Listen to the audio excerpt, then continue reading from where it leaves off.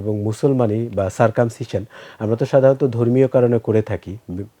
ধর্মীয় কারণ ছাড়া বিভিন্ন রোগেও করা হয় এবং রোগের কারণেও মুসলমানি করার প্রয়োজন হয়, অথবা ইহুদি অথবা মুসলমানদের ধর্মীয় কারণেও তো আমরা মুসলমানি বা সুন্নতে খাতনা অথবা সার্কামসিশন করে থাকি। থাকতে পারবেন। আচ্ছা, অ্যাপেন্ডিসাইটিস তীব্র এক্স্যাক্টলি। ব্যথার কারণ, হ্যাঁ। এটা হলে যদি ডাক্তারের কাছে শরণাপন্ন হতে রোগী দেরি করে ফেলে। আবার অনেকের ক্ষেত্রে কি হয়, অ্যাপেন্ডিক্সটা বাস্ট হয়ে যেতে পারে। বাস্ট হয়ে গেলে কি ফিক্যাল ম্যাটেরিয়াল বা স্টুল সারা পেটে ছড়িয়ে যেতে পারে। দর্শক আমন্ত্রণ জানাচ্ছি বি নিউজ 24 এর নিয়মিত আয়োজন ইম্পেরিয়াল হেলথ ডক্টর ডেস্কে। সঙ্গে আছি সুলতানা সুরমা। আজকে আমাদের স্টুডিওতে উপস্থিত আছেন একজন বিশেষ অতিথি।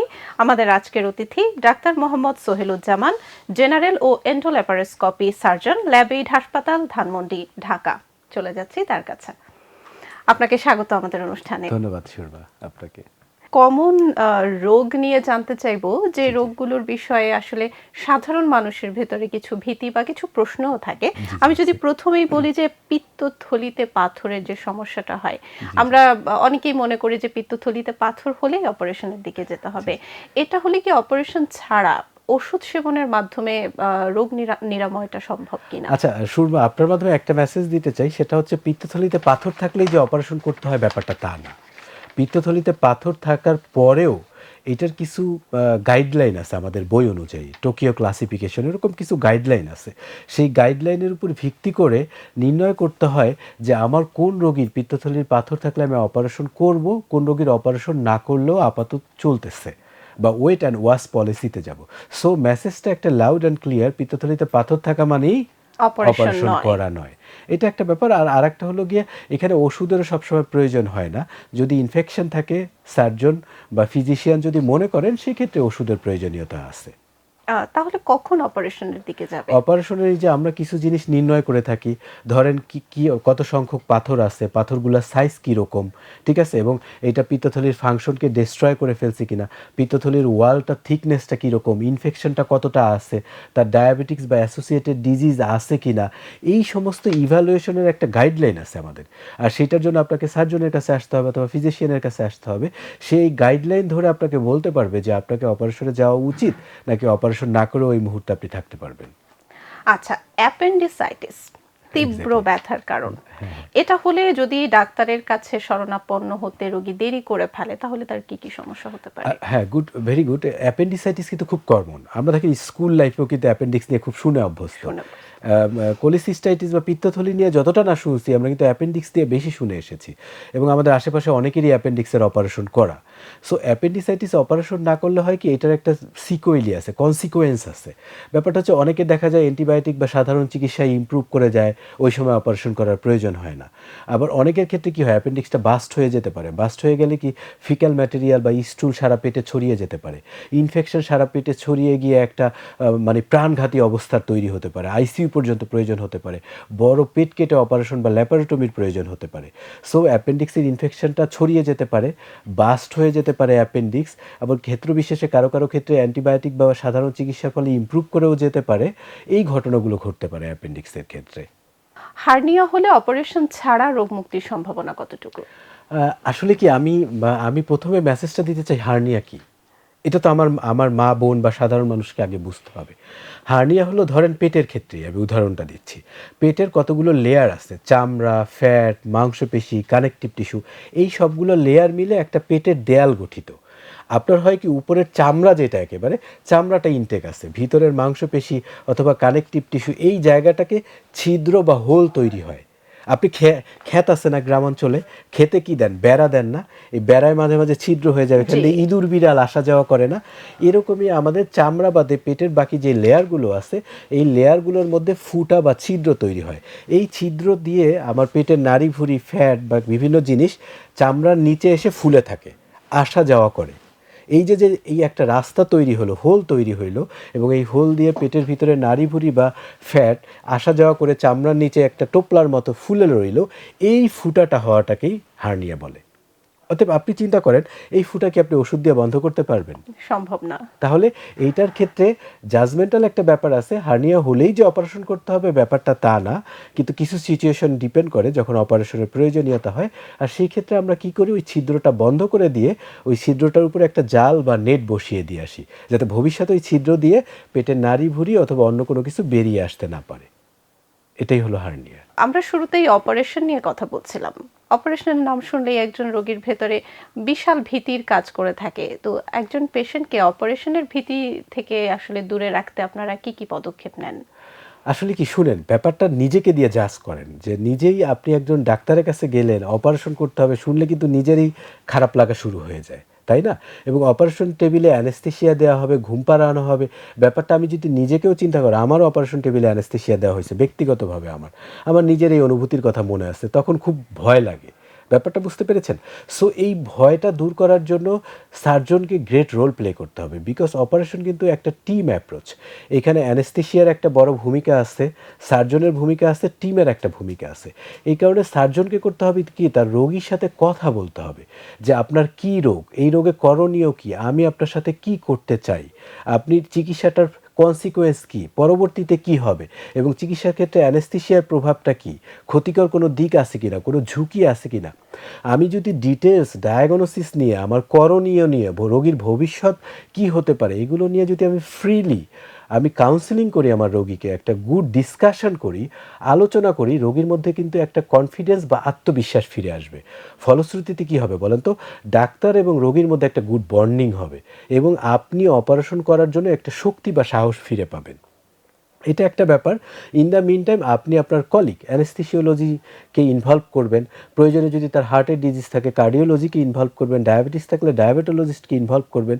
এই যে সবার সমন্বয়, আপনি যখন রোগীর সাথে একটা গুড কাউন্সেলিং করবেন এবং রোগীর সেফটি এনশিওর করার জন্য ঝুঁকি যত মিনিমাইজ করা যায়, কমানো যায়, সেটার জন্য আপনার বাকি যেই চিন্তা ইনভেস্টিগেশনগুলো করে নেবেন, তখন রোগীর যে ঝুঁকি সেটার প্রবণতাও কমে যাবে, রোগীর আত্মবিশ্বাসটাও ফিরে আসবে অপারেশনের প্রতি। আমরা এখন একটু ভিন্ন প্রসঙ্গে যাব। আ বাংলাদেশে ছেলে শিশু সন্তানদের ক্ষেত্রে সুন্নতে খাতনা করানো হয়। তো এক্ষেত্রে কিন্তু সম্প্রতি আমরা বেশ কিছু দুর্ঘটনার কথা শুনেছি। চিকিৎসার ভুল প্রয়োগ থেকে শুরু করে অ্যানেস্থেসিয়ার ভুল প্রয়োগের কারণে। এই বিষয়টা আপনি কিভাবে দেখছেন? আসলে কি এটা একটা ভীতি কাজ করে আমাদের ব্যক্তিগতভাবে আমার চেম্বারেও যখন পেশেন্ট আসে এবং মুসলমানি বা সারকামসিশন আমরা তো সাধারণত ধর্মীয় কারণে করে থাকি। ধর্মীয় কারণ ছাড়া বিভিন্ন রোগেও করা হয়। দেখা যায় আমাদের পুরুষাঙ্গের সামনে যে চামড়া, এই জায়গায় ইনফেকশন হলে ব্যালানাইটিস, ব্যালানোপ্রোস্থাইটিস, ফাইমোসিস নামে রোগ আছে, প্যারাফাইমোসিস, এবং রোগের কারণেও মুসলমানি করার প্রয়োজন হয়, অথবা ইহুদি অথবা মুসলমানদের ধর্মীয় কারণেও তো আমরা মুসলমানি বা সুন্নতে খাতনা অথবা সারকামসিশন করে থাকি। তো এইটার ব্যাপারটা হলো কি, এইটা নিয়ে অ্যানেস্থেসিয়া নিয়ে একটা বড় ভীতি আমাদের সমাজে প্রচলিত আছে কিছু ঘটনার কারণে আর কি। সো এটা কি এই ঝুঁকিটা মিনিমাইজ করে, যেমন আমরা সাধারণত এখন কি অ্যানেস্থেসিয়া দিই, এলএমএ, ল্যারিঞ্জিয়াল মাস কেয়ারওয়ে, বাচ্চা ঘুম পাড়িয়ে দেওয়া হয় এবং তার মেরুদণ্ডের শেষ অংশে একটা ইনজেকশন দেওয়া হয় যেটাকে কর্ডাল ব্লক বলে। তাতে সে পুরো পেইন ফ্রি থাকে এবং সে বাচ্চাটা ঘুমানো থাকে, এবং ইন দ্য মিন টাইম একজন এক্সপার্ট অ্যানেস্থেসিওলজিস্ট এই ব্যাপারটাকে তদারকি করে থাকেন। ফলশ্রুতিতে হয় কি দেখেন, আপনি কিন্তু এটা ছাড়াও কি করেন, পুরুষাঙ্গের চারিদিকে ইনজেকশন দিয়ে লোকাল অ্যানেস্থেসিয়া দিয়েও মুসলমানি করতে পারেন।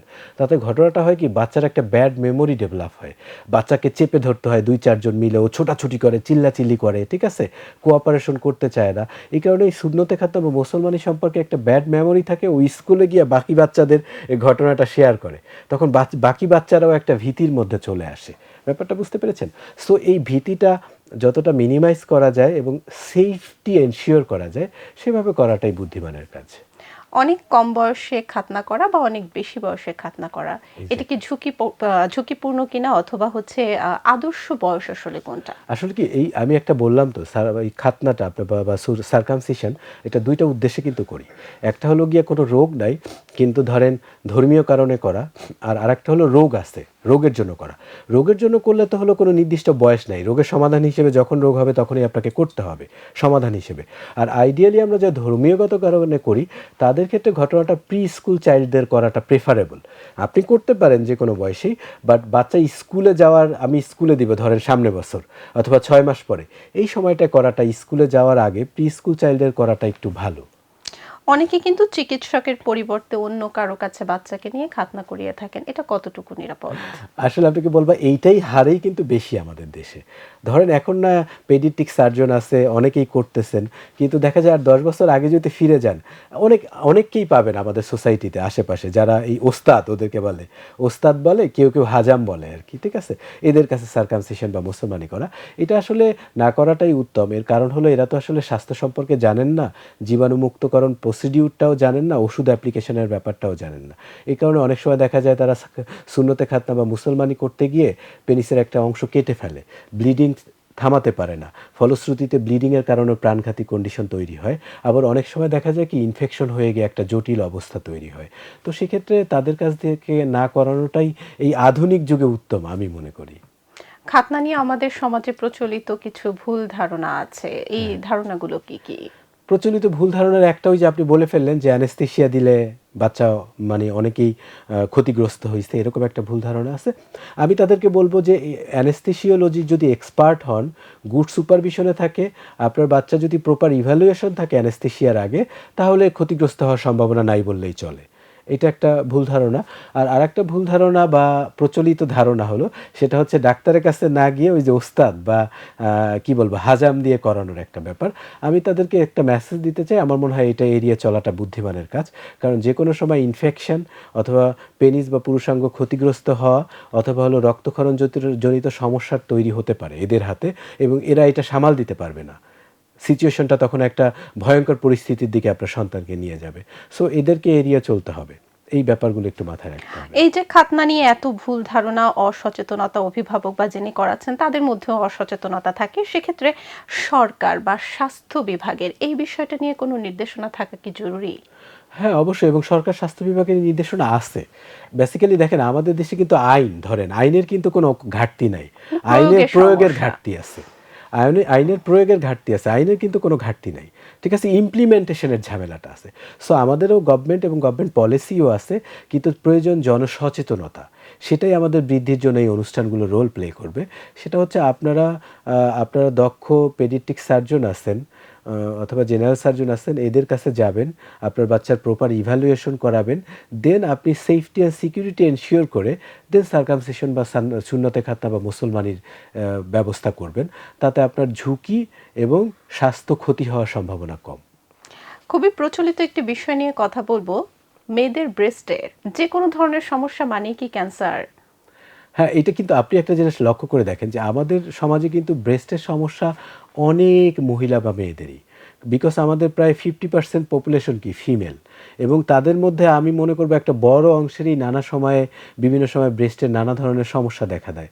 ধরেন ব্রেস্ট অস্বাভাবিক অনুভব করা, চাকা অনুভব করা, ভারী অনুভব করা, অথবা নিপল দিয়ে অস্বাভাবিক কোনো ডিসচার্জ বা সিক্রেশন হওয়া, সেটা রক্ত হতে পারে, পুজ হতে পারে, পানি হতে পারে। এই অস্বাভাবিক সমস্যাগুলো যদি কোনো মা বা মেয়ে সম্মুখীন হন, আপনার উচিত নিকটস্থ কোনো ফিজিশিয়ান বা সার্জনের বা কোনো নিকটস্থ রেজিস্টার্ড চিকিৎসকের কাছে যাওয়া। বিকজ আল্ট্রাসাউন্ড, ম্যামোগ্রাম এবং বিভিন্ন পরীক্ষা করে দেখার প্রয়োজনীয়তা আছে যে এখানে ক্ষতিকর কোনো কিছু আছে কিনা। সাধারণত ক্ষতিকর পার্সেন্টেজ খুবই কম, কিন্তু ইদানিংকাল কিন্তু ব্রেস্ট ক্যান্সারের প্রবণতা একেবারে কম না। সো এই ক্ষেত্রে আপনি যদি আর্লি ডায়াগনোসিস হয়, ইন দ্য মিন টাইম আপনাকে আরেকটা কথা মাথায় রাখতে হবে, যদি আপনার ফ্যামিলি হিস্ট্রি, ধরেন আপনার মায়ের বংশের কারো অথবা মায়ের অথবা আপনার ফুপুদের অথবা আপনার বোনদের কারো যদি ব্রেস্ট ক্যান্সারের হিস্ট্রি থাকে, তাহলে কিন্তু আপনাকে রেগুলার একটা চেক আপের মধ্যে দিয়ে যেতে হবে। কারণ অন্য আরেকজন নারী বা মেয়ের তুলনায় আপনার ব্রেস্ট ক্যান্সার হওয়ার ঝুঁকি বা প্রবণতা বেশি। এই কারণে আপনি যদি এরকম কোনো অস্বাভাবিক কিছু লক্ষ্য করেন, যদি তা লক্ষ্য নাও করেন, আপনার একটা নির্দিষ্ট সময় পর পর আপনার নিজের আপনিও এক্সামিনেশন করতে পারেন মিররের সামনে দাঁড়িয়ে। ঘরোয়াভাবে। হ্যাঁ, ঘরোয়াভাবে মিররের সামনে গিয়ে আপনার এই জায়গাটা দিয়ে আপনি পুরো ব্রেস্টটাকে ফিল করার চেষ্টা করবেন যে অস্বাভাবিক কোনো কিছু হাতে লাগে কিনা, নিপল দিয়ে কোনো অস্বাভাবিক সিক্রেশন বা ডিসচার্জ আছে কিনা। এইগুলো ফিল করলে আপনার নিয়মিত একটা চেক আপের থাকার প্রয়োজনীয়তা আছে। আমরা অনুষ্ঠানের একদম শেষ পর্যায়ে চলে এসেছি, দর্শকদের উদ্দেশ্যে যদি কিছু বলার থাকে। দর্শকদের উদ্দেশ্যে আমাদের মেইন প্রোগ্রামগুলোই তাদের জন্য। আর এই প্রোগ্রামগুলোর উদ্দেশ্যটাই হলো জনসচেতনতা তৈরি। আপনারা সচেতন হবেন, আপনারা যে কোনো ডিজিজ বা রোগ দেখা দেওয়ার মানে খুব আর্লি স্টেজেই নিকটস্থ রেজিস্টার্ড ডাক্তারের কাছে আসবেন। তাহলে হবে কি আর্লি ডায়াগনোসিস এবং আর্লি আপনার এই ডিজিজটা সমাধান করা সম্ভব। এটাকে আপনি একটা নির্দিষ্ট জায়গায় নিয়ে যাবেন না, যেখান থেকে চিকিৎসা এবং নির্মূল করাটা কঠিন হয়ে দাঁড়ায়। সো আপনারা দ্রুত কোনো সমস্যা দেখা দিলে রেজিস্টার্ড ডাক্তারের কাছে আসবেন, চিকিৎসা নেবেন, ভালো থাকবেন ইনশাল্লাহ। আপনাকে অনেক ধন্যবাদ আমাদের আপনাকেও এতক্ষণ ধন্যবাদ। সময় দেওয়ার জন্য। দর্শক, এই ছিল আমাদের আজকের আয়োজনে। বিদায় নিচ্ছে সুলতানা শর্মা। থাকবো পরবর্তী আয়োজনে নতুন কোনো বিশেষজ্ঞের সাথে। ততক্ষণ পর্যন্ত বি নিউজের সাথেই থাকুন।